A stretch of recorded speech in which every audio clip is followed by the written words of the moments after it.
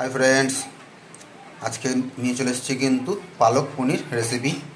আর আমি অবশ্যই পালক পনির রেসিপি সবাই ভালোবাসে, বড় থেকে ছোট সবারই একটা খুব মনপসন্দ রেসিপি এটা। তো আজকে এটাই আপনাদের বানিয়ে দেখাবো। তো ইন্ট্রোটা তো দিয়ে নিই।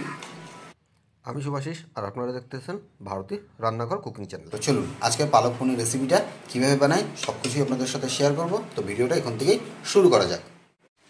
তো পালক পনির রেসিপিটা করার জন্য আমি কিন্তু একটা পাত্রে প্রথমে জল নিয়ে নিয়েছি। আর জলটা ফুটে উঠলে কী কী উপকরণ আমি এর মধ্যে দিচ্ছি সব আপনাদের সাথে শেয়ার করব। তো জল কিন্তু গরম হয়ে গেছে। আর এখন এর মধ্যে দিয়ে নেব আমরা লবণ,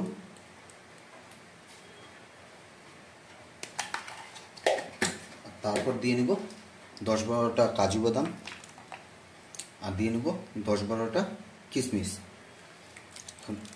এগুলো 1-1.5 মিনিট গরম হওয়ার পর তারপর এই গরম জলে আমি দিব পালং শাকগুলো। আর এখন এর মধ্যে দিয়ে নেব পালং শাকগুলো। আর পালং শাকগুলো আগে আমি ধুয়ে পরিষ্কার করে রেখেছিলাম। আর পালং শাকগুলোও বেশি বয়েল করার দরকার নেই, 1-1.5 মিনিট বয়েল করলেই কিন্তু হয়ে যাবে।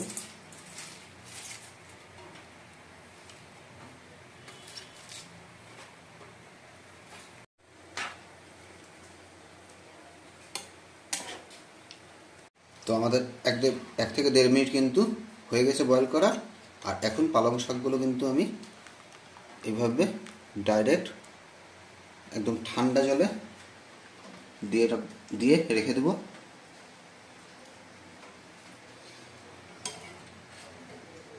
যদি আপনাদের কাছে আইস জল থাকে তাহলে আরও বেশি ভালো হয়, আইস জলে রাখলে।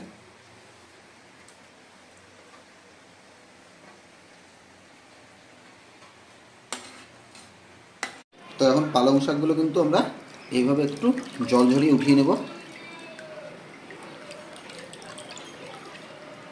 যাতে ভিতরে যে ময়েশ্চারটা আছে সেটা চলে যায়।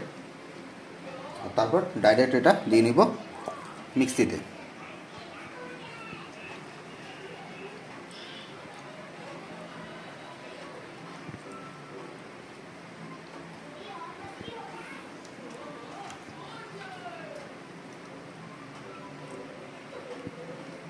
এখন এর মধ্যে দিয়ে নেব 4টা কাঁচা লঙ্কা, আর দিয়ে নেব লেবুর রস। বন্ধুরা, এই লেবুর রসটা কিন্তু অবশ্যই আপনারা ব্যবহার করবেন, এতে মিক্সারে পেস্ট হওয়ার পর পালং শাকের যে কালারটা আছে সেটা কিন্তু ফেড হবে না। আর এখন এটা আমি একটা সুন্দর মিহি পেস্ট বানিয়ে নেব। আর বন্ধুরা, আমরা কিন্তু পেস্টটা একদম বানিয়ে ফেলেছি। আর দেখুন, কাজু বাদাম থাকা সত্ত্বেও কিন্তু আপনার পালং শাকের কালার একদমই ফেড হয়নি, সুন্দর রং আসছে। আর এখন আমরা গ্রেভিটা বানাবো, চলুন। আর গ্রেভিটা বানানোর জন্যই আমি প্রথমে দিয়ে নিলাম 1 চামচ ঘি, আর তার সাথে দিয়ে নিব 2 চামচ সাদা তেল।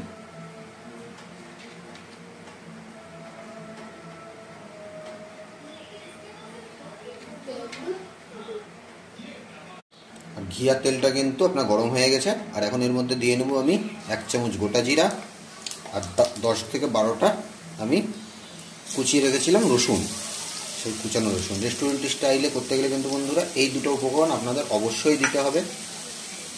এখন আমি এটা ততক্ষণই ফ্রাই করবো যতক্ষণ না রসুনের কাঁচা গন্ধটা বেরিয়ে যায়।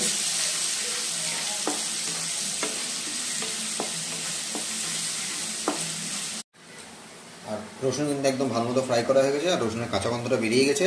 আর এখন এর মধ্যে দিয়ে নেবো আগে থেকে 2টা মিডিয়াম সাইজের পেঁয়াজ আমি কুচিয়ে রেখেছিলাম সেটা। আর আরেকটা কথা বন্ধুরা, এখানে পেঁয়াজটা কিন্তু খুব ভালো মতো ভাজতে এখানে লাগবে না, সামান্য রসুন আর যে ঘি আর তেল এর সাথে মিশিয়ে নিলেই হবে।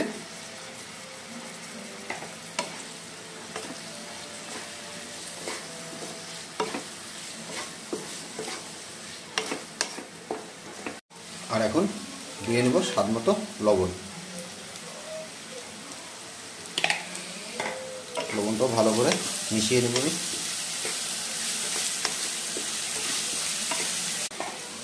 আর এখন দিয়ে নেব এর মধ্যে আদা বাটা 1 চামচ।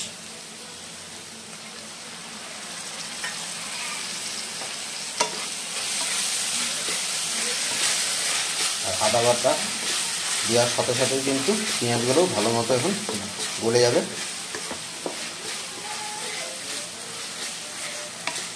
তো আমাদের কিন্তু আদাটা পারফেক্টলি কুক হয়ে গেছে, আর আদার যে কাঁচা গন্ধটাও চলে গেছে। আর এখন আমরা দিয়ে নেব একটা মিডিয়াম সাইজের টমেটো, আমি আগে থেকেই ছোটো ছোটো স্লাইসে কেটে রেখেছিলাম, এখন এইটাই দিয়ে নিলাম।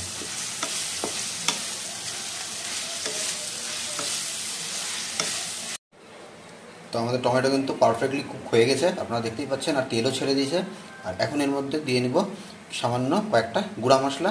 প্রথমে দিয়ে নিচ্ছি 1/2 টেবিল স্পুন হলুদ গুঁড়া, তারপর দিয়ে নেব 1/2 টেবিল স্পুন জিরা গুঁড়া, আর দিয়ে নেব 1 টেবিল স্পুন ধনে গুঁড়া। এখন মশলাটা ভালো করে আমি কষিয়ে নেব যতক্ষণ না মশলা থেকে তেলটা ছেড়ে আসে। আর বন্ধুরা দেখুন মশলা কিন্তু একদম কষে গেছে। আর এখন এর মধ্যে দিয়ে নেব যে পালং শাকের পেস্টটা আমরা বানিয়ে রেখেছিলাম সেইটা, কিন্তু তার আগে গ্যাসের ফ্লেমটা এই সময় একদমই লো করে দিবেন, কারণ পালং শাকের কিন্তু কাজুও পেস্ট হয়েছে, আর কাজু লো ফ্লেম না হলে নিচে লেগে যাওয়ার সম্ভাবনা থাকে।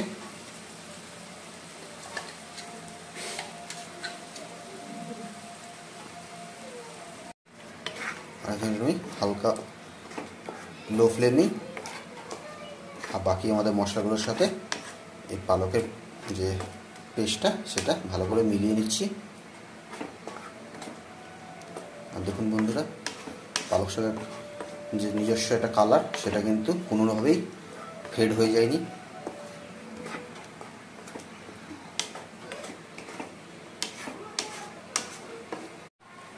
আর বন্ধুরা এখন কিন্তু পালং শাকটা আমরা 5-7 মিনিটের জন্য ফুটতে রেখে দেবো, বেশিক্ষণ আবার রাখবো না, কারণ পালং শাকটা যেহেতু আগেই আমরা বয়েল করে নিয়েছিলাম, তাই 5-7 মিনিট ফুটানো হয়ে গেলেই তার পরবর্তী আমরা এর মধ্যে অন্য আরও অনেক কিছু জিনিস অ্যাড করব।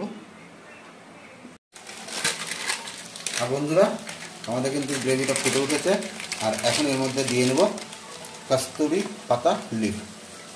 রেস্টুরেন্ট স্টাইলে করতে গেলে কিন্তু এটা একটা খুবই জরুরি উপকরণ।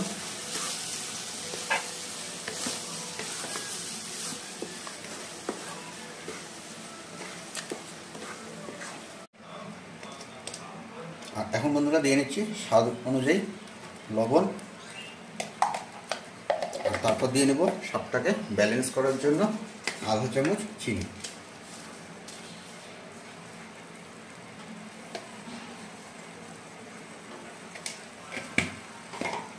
এখন চিনি আর লবণটাকে ভালো করে মিক্স করে নেব।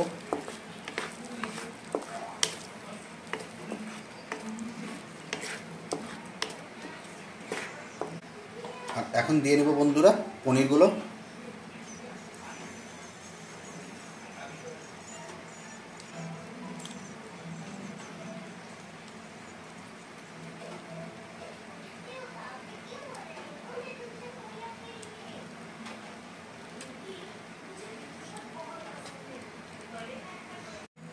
আর এখন পনিরগুলো ভালো করে মিক্স করে নেব।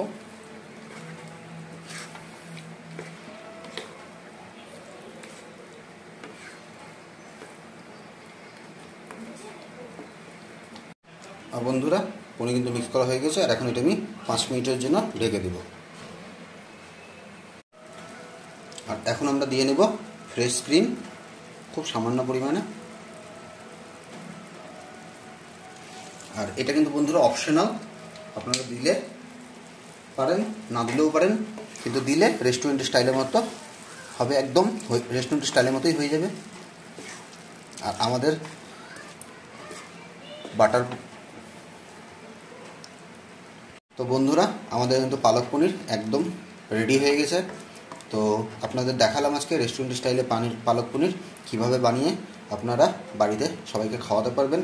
তো ভিডিওটা যদি আপনাদের ভালো লেগে থাকে তাহলে একটা লাইক করে দিন, কমেন্ট করে জানাবেন আজকে ভিডিও কেমন হলো। আর যদি কোনো নতুন বন্ধু চ্যানেলে এসে থাকেন তো সাবস্ক্রাইব করে অবশ্যই আমাদের পাশে থাকবেন। আজকের জন্য টাটা, দেখা হচ্ছে নতুন কোনো ব্লগে। বাই।